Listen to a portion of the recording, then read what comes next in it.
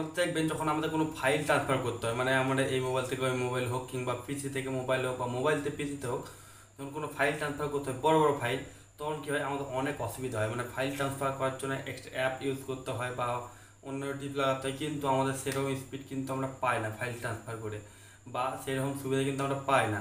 তো আজ আমি যে টিপসটা বলবো সেইটার মাধ্যমে কিন্তু আপনি খুব সহজেই কিন্তু আপনার ফাইল, যত বড় ফাইল হোক না কোনো, খুব তাড়াতাড়ি খুব সহজে আপনি ফাইল ট্রান্সফার করতে পারবেন মোবাইল টু মোবাইল কিংবা মোবাইল টু পিসি। সো এটা কিন্তু কোনো একটা সাধারণ টিপ নয়, এটা একটু অন্যরকম, যেগুলো আপনি নর্মাল ব্যবহার করেন সেরকম নয়, একটু অন্যরকমভাবে কিন্তু খুবই মানে ভালো একটা এবং খুব স্পিড সহ আপনি আপনার ফাইল ট্রান্সফার করতে পারবেন যতই বড় হোক না কেন। ঠিক আছে, তো কীভাবে করবেন সেটা যদি জানতে জানতে ভিডিওটা কন্টিনিউ করতে থাকুন। তো নমস্কার বন্ধুরা, কেমন আছেন সবাই? আশা করি সকলে খুবই ভালো জানেন। আমি হলাম আপনাদের বন্ধু বড়া মণ্ডল এবং আমার চ্যানেলে আপনাদের সকলে জানাই স্বাগতম। তো বন্ধুরা, ভিডিও শুরু করার জায়গা থেকে না বললেই নয়, আপনি এই ভিডিও থেকে যদি আমার চ্যানেল নতুন হয়ে থাকেন, নিচে থাকা লাল কালার সাবস্ক্রাইব বাটন টিপে পাশে প্রেস করে অল সিলেক্ট করবেন, তাহলে পেয়ে যাবেন আমার নতুন ভিডিও আপডেটগুলো সবার আগে। তো চলুন বন্ধু, আজকে ভিডিওটা শুরু করা যাক। তো বন্ধুরা, আমরা চলে এসেছি এবার মোবাইল স্ক্রিনের উপর। ঠিক আছে, এবার আমাদেরকে চলে যেতে হবে প্লে স্টোরের মধ্যে। তো প্লে স্টোরে গিয়ে আমরা সেই ফাইল শেয়ারিং অ্যাপটা কিন্তু পেয়ে যাচ্ছি। ঠিক আছে, তো এখানে অন্য কোনো দরকার নেই, এখানে প্লে স্টোরে পেয়ে যাবো। প্লে স্টোরে গিয়ে সার্চ বারে গিয়ে সার্চ করবেন কিওয়ার্ড সার্ফ। ঠিক আছে, কিওয়ার্ড সার্ফ লিখে সার্চ করে দেবেন, তারপরে আপনি পেয়ে যাবেন এই যে সেকেন্ডের যে অ্যাপ্লিকেশনটি, এটা হচ্ছে সেই অ্যাপ্লিকেশন যেটা আজ আমরা ব্যবহার করবো, keyword Surf HTTP file transfer. তো এটা 6 MB কি 7 MBর মতো অ্যাপ্লিকেশন, এটা ডাউনলোড করে নেবেন। তো ডাউনলোড করার পরে এটাকে আমি ডাইরেক্ট ওপেন করে নিচ্ছি।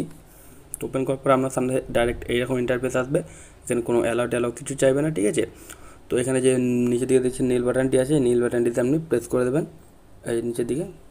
তো এখানে প্রেস করার পর দেখুন কী হয়। তো এখানে প্রেস করার পর কিন্তু আপনার সামনে কিন্তু এরকম ইন্টারফেস চলে আসবে। ঠিক আছে, যেটা আপনার মানে ফাইল আপনার সিলেক্ট করতে হয়, যেটা আপনি ট্রান্সফার করতে চান। তো আমি একটা ছবি ট্রান্সফার করছি, তো তার জন্য এখানে আপনার সামনে এরকম অপশান চলে আসবে। ঠিক আছে, এটাকে আপনি শেয়ার করতে পারেন কিংবা আপনি এটা কিউআর দিয়েও সেভ করতে পারেন। ঠিক কোনো বা সেকেন্ড কোনো মোবাইল বা আপনি পিসি যদি করতে চান, তো তার সেটাকে আপনি স্ক্যান করে পাঠিয়ে দিতে পারেন স্ক্যানারটা, কিংবা এটাকে আপনি শেয়ার করতে পারেন যে কোনো মানে শেয়ারের অ্যাপের মাধ্যমে আপনি শেয়ার করতে দিতে পারেন এই জিনিসটি। ঠিক আছে, তো শেয়ার করে দিলেন, তারপরে কিন্তু মানে আপনি দেখবেন তারপরে কত স্পিডে এটা আপনার ট্রান্সফার হচ্ছে। ঠিক আছে, এখানে যত বড়ই ফাইল হোক না কেন খুব সহজে এবং খুব স্পিডে এটা হয়ে যাবে। ঠিক আছে, আশা করি বুঝতে পেরেছেন, খুব ইজি একটা বিষয়। যদি এটা আপনি কাটতে চান, এটা রেড বাটনটা প্রেস করে দেবেন, এটা কিন্তু কেটে গেল। ঠিক আছে, আপনি এখানে আপনি যতগুলো করবেন সব আপনার সামনে চলে আসবে। তো যে কোনো মানে আপনি খুব সহজে কিন্তু যে কোনো ডিভাইসে আপনি ফাইল হোক যত বড়ই শেয়ার করতে পারবেন। ঠিক আছে, তো বন্ধুরা, এই ছিল আজকে ভিডিওটি। এই ভিডিওটি আমাদের কেমন লাগছে অবশ্যই একটা কমেন্ট করে জানাবেন এবং যাওয়ার আগে ভিডিওতে একটা লাইক করে দেবেন এবং আপনার বন্ধুদের সাথে শেয়ার করতে দেবেন, যাতে তারাও এই সমস্ত ভিডিও টিপসগুলো সবার আগে পেতে পারে। যদি পরবর্তীকালে আপনি এরকম ভিডিও টিপস আবার পেতে চান, তাহলে চ্যানেলটি সাবস্ক্রাইব করতে পারেন। দেখা পরে কোনো ভিডিওতে, তার জন্য থ্যাংক ইউ, টাটা, ধন্যবাদ।